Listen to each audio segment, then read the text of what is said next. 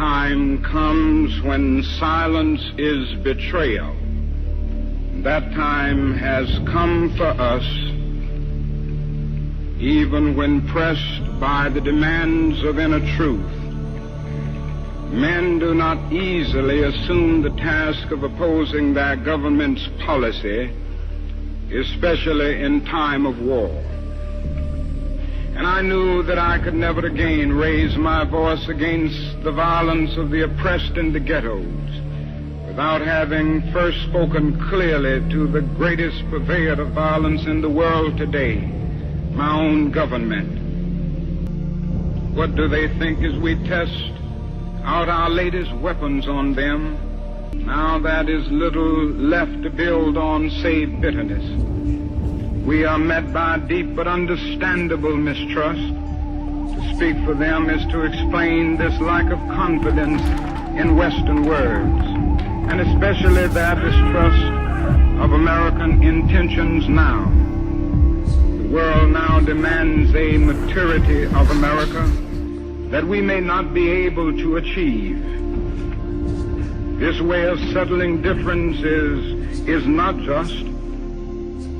A nation that continues year after year to spend more money on military defense than on programs of social uplift is approaching spiritual death. Somehow this madness must cease. We must stop now.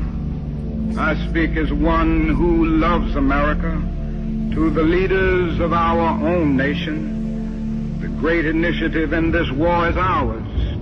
The initiative to stop it must be ours. Oh, the beauty of Charlie Hebdo's freedom of expression.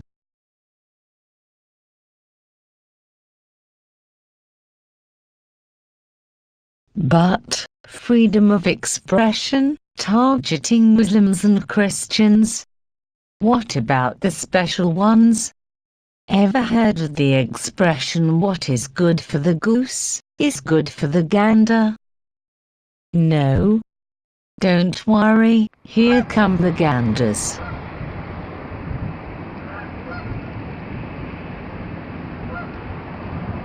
Now, let's give a dose of their own medicine.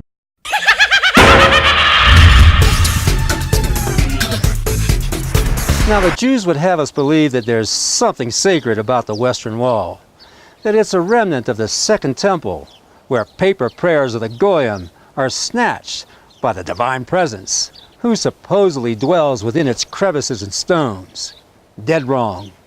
The Wailing Wall is actually the remains of a Roman fortress named Fort Antonia, built north of the actual temple site, where no protruding rock ever existed, but rather was built upon the Gihon Spring. There's nothing sacred about this wall. This is attested to by the eyewitness Jewish historian Josephus, who also wrote in his Jewish Wars that the Romans left nothing above or below ground of the Second Temple, so that one coming to Jerusalem thereafter would never believe a temple ever existed. According to Josephus, Titus, the Roman general who razed Jerusalem to the ground in 70 AD, allowed Fort Antonia to remain to house the 10th Legion, left to monitor Roman affairs in Jerusalem. And thus the prophecy of Christ, not one stone will be left upon another, was fulfilled. God will not be mocked.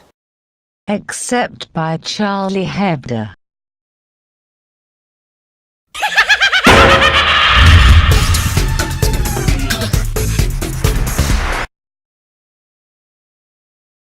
Some think that Luz laughed at sheeple's stupidity. They didn't get the hoax turned into a Gladiator false flag. Here is the hoax revealed by Carla Brunson. The policeman used a crude special effects device that failed. This is why they have taken out or blurred this scene from the video.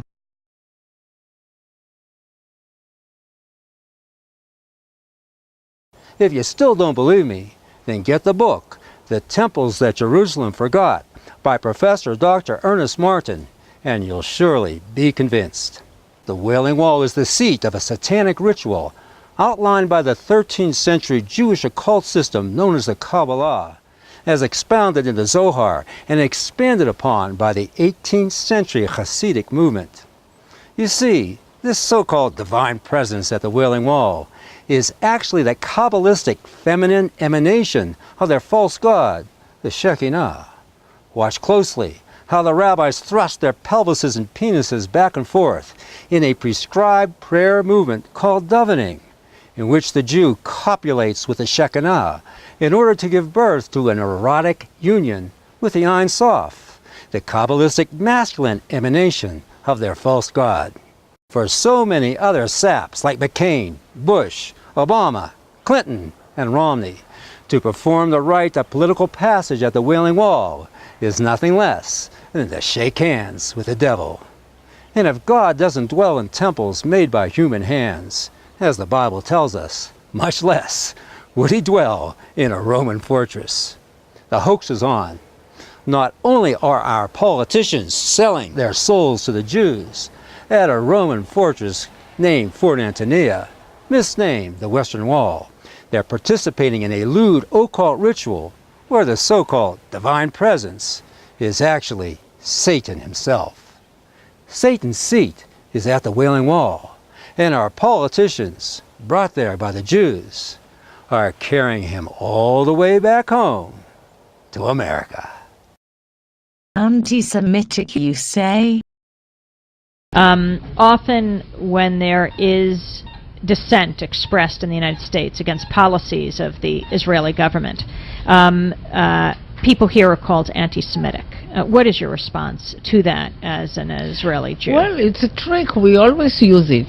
When from Europe somebody is criticizing Israel, then we bring up the Holocaust. When in this country people are criticizing Israel, then they are anti-Semitic. And the organization is strong and has a lot of money, and the ties between Israel and the American Jewish establishment are very strong, and they are strong in this country. As you know, they have power, which it's okay. They are talented people, and they have power, money, and media, and other things. And their attitude is Israel, my country, right or wrong, the identification.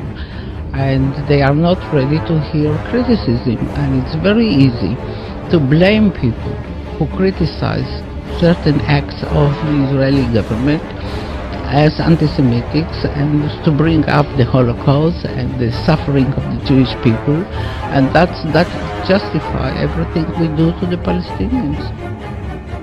The Jerusalem Post. Yosef. Gentiles exist only to serve Jews.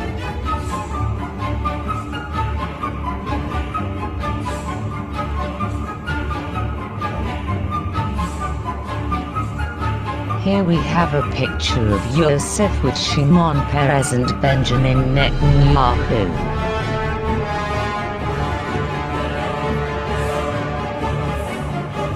And nobody seems to notice, nobody seems to care. That's what the owners count on, the fact that Americans will probably remain willfully ignorant of the big red, white, and blue dick that's being jammed up their assholes every day. Because the owners of this country know the truth. It's called the American dream, because you have to be asleep to believe it.